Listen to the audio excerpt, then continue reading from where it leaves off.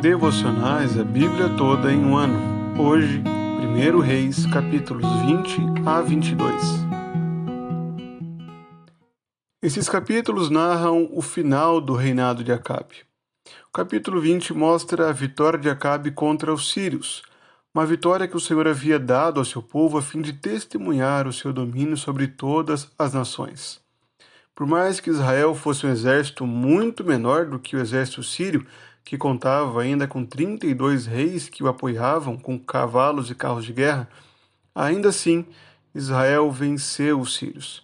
Em dois momentos nós vemos a vitória do Senhor contra os sírios. Inicialmente, Israel sai com um pequeno grupo e consegue pôr em fuga a Ben-Hadad, o rei da Síria, bem como os demais reis. Após um ano, Ben-Hadad volta a cercar a cidade de Samaria e a falar contra o povo de Israel.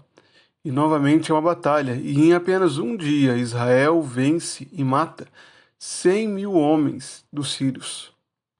Ben-Hadad foge, mas se mostra arrependido e procura uma reconciliação com Acabe. E Acabe, de forma tola, faz uma aliança com os sírios. Acabe firma uma aliança com Ben-Hadad. Essa aliança é reprovada na conclusão do capítulo. Um profeta do Senhor fala contra Acabe, pelo fato de ele ter feito paz com os sírios e ter soltado o homem que havia sido condenado anteriormente.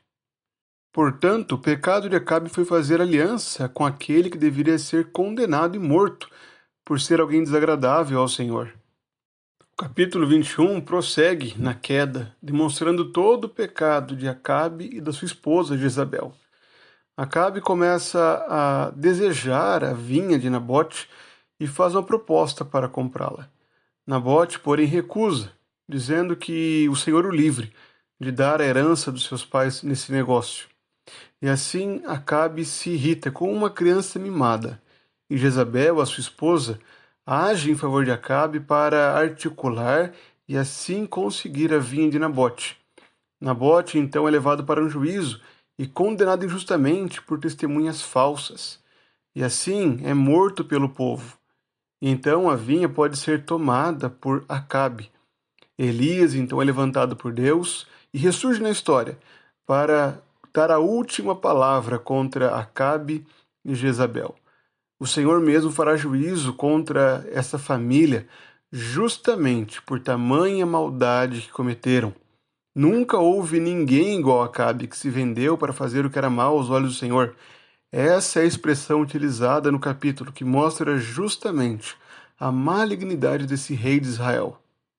O capítulo 22 então mostra a guerra que resultou no cumprimento dessa profecia de Elias. Após 3 anos de paz entre a Síria e Israel, Acabe se levanta para retomar Ramote de Gileade, uma cidade que pertencia a Israel, mas que os sírios haviam tomado conta dela, haviam possuído aquela cidade. Josafá, o rei de Judá, firma então uma aliança com Acabe para acompanhá-la na batalha, mas primeiramente gostaria de ouvir a palavra do Senhor acerca disso, e por isso reúnem profetas para que falem da parte do Senhor. Todos os profetas diante de Acabe falavam para subir e tomar Ramote-Gileade, porque o Senhor entregará nas mãos deles o rei que estava naquela cidade. Porém, Micaías, um dos profetas que falava da parte de Deus em fidelidade, foi chamado. Micaías inicialmente fala de acordo com aqueles profetas, mas após ser confrontado por Acabe, ele finalmente anuncia que Israel seria disperso pelos montes, que o Senhor acabaria e mataria a Acabe naquele dia. Acabe, porém, ouvindo isso, prende a Micaías e prossegue para o combate. Acabe se camufla, se faz de soldado, vai disfarçado para essa batalha, e assim o Senhor, com a sua mão providente, faz com que um dos soldados sírios atire uma flecha ao céu, ao acaso, e essa flecha atinge justamente a junta, o espaço que havia na armadura de Acabe, e o mata. O Senhor cumpre a sua palavra. E como profetizado por Elias, os cães lambem o sangue de Acabe, quando a carruagem que o levou para Samaria é lavada. Após a morte de Acabe, o seu filho Acasias reina em seu lugar, e reina durante apenas 2 anos, pois fez o que era mal diante do Senhor. Josafá, o rei de Judá, Foi um rei justo, embora tenha feito aliança com Acabe, algo que foi reprovado por Deus. Nesses capítulos nós vemos a paciência do Senhor. Por muitas vezes o Senhor concedeu caminhos para que Israel se arrependesse, para que Acabe o conhecesse e se voltasse a ele. Porém, em nenhum momento Acabe mostra arrependimento genuíno. Em nenhum momento Acabe abandona o pecado e se volta para Deus. Ele pode ter remorso, ficar triste, às vezes, por conta das circunstâncias, como aconteceu quando foi confrontado por Elias. Mas ainda assim, Acabe continuou com o coração endurecido e por isso foi morto pelo Senhor. Ao contrário da morte de Acabe, que foi um justo juízo, a morte de Nabote foi injusta. E a morte de Nabote aponta para Cristo, aquele que foi condenado injustamente por meio de testemunhas falsas, que falaram contra ele e o levaram a ser morto sem que houvesse um juízo justo. A morte de Cristo também pode ser espelhada pelo testemunho de Micaías.